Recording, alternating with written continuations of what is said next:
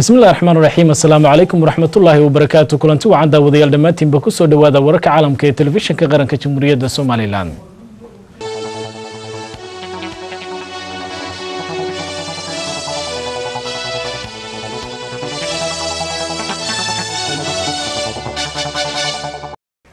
مدحوينها جمهورية الصومالي لان مدن أحمد محمد محمود سيلايو أي دقريته مدحوينها كو مقعابي وزارة عصب إيا وزيرة دي حلكاسي بوحلها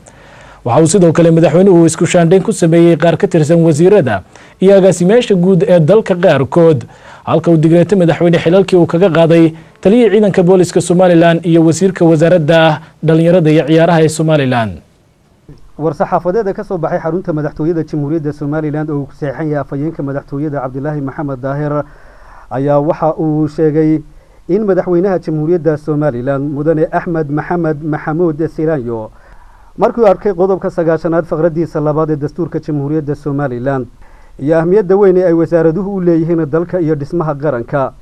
iyo in baahi loo qabo buuxinta jagooyinka aanu soo sheegi doono isla markaasina uu arkay kartidooda aqoontooda iyo hufnaantooda shaqo iyo inay hanan karaan xilalka loo magacaabay waxa uu maanta digrootooyin madaxweyne ku magacaabay madaxweynaha Jamhuuriyadda Soomaaliland wasaarado cusub iyo wasiiradii xilalkaasi buuxin lahaa sidoo kalena waxa uu madaxweynuhu isku shaandhayn ku sameeyay wasiirada iyo agaasimayaasha guud ee wasaaradaha dalka halka uu madaxweynuhu digreeto madaxweyne xilalkii kaga qaaday taliyihii hore ee ciidanka bilayska Jamhuuriyadda Soomaaliland iyo wasiirkii hore wasaaradda dhalinyarta iyo ciyaaraha iyo qaar kamid ah agaasimayaasha guud ee wasaaradaha waxaana uu madaxweynuhu magacaabay mas'uuliyiintii xilalkaasi buuxin lahaa oo kala ah cabdirasaaq cali cismaan waxa loo magacaabay wasiirka wasaaradda dib u dejinta maxamuud siciid maxamuud gacmay waxa loo magacaabay wasiirka wasaaradda deegaanka iyo horumarinta reer miyiga dr maxamed rashiid sheekh xasan waxa loo magacaabay wasiiru dawlaha wasaaradda arrimaha dibadda xirsi cali xaaji xasan waxa loo magacaabay wasiirka wasaaradda madaxtooyada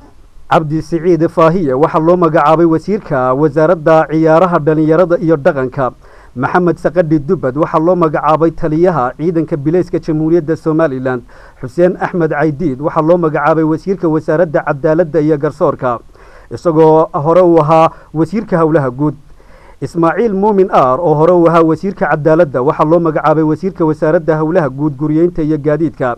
Maxamuud Raage Ibraahim waxa loo magacaabay agaasimaha guud ee wasaaradda arrimaha dibadda iyo iskaashiga caalamiga Axmed Dalal Faarax waxa loo magacaabay agaasimaha guud ee wasaaradda duulista hawada Maxamed Muuse Xaaji Cabdi Galayd waxa loo magacaabay agaasimaha guud ee wasaaradda cadaaladda iyo garsoorka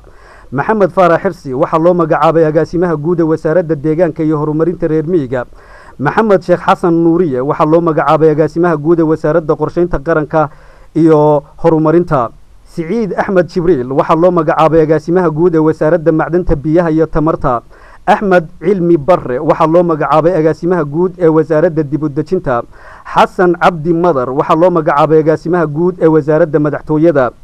madaxweynuhu isagoo ixtiraam u haya ugana mahadnaqaya muddadii ay xilka hayeen balse sunnaha dawladnimo ay ku jirto xilka qaadista iyo magacaabiduba waxa xilalkii ay hayeen ka qaaday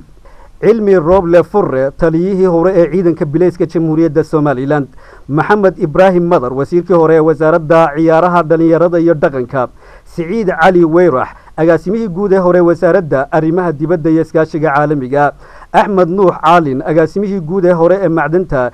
biyaha iyo tamarta Axmed Cabdilaahi Rooraye agaasimihii guud ee hore ee wasaaradda dib u dejinta madaxweynuhu waxa uu degrootooyinka magacaabista xilka qaadista iyo isku shaandhaynta ku amray mas'uuliyiinta ay khusayso in ay sida ugu dhaqsaha badan ula kala wareegaan xilalka loo igmaday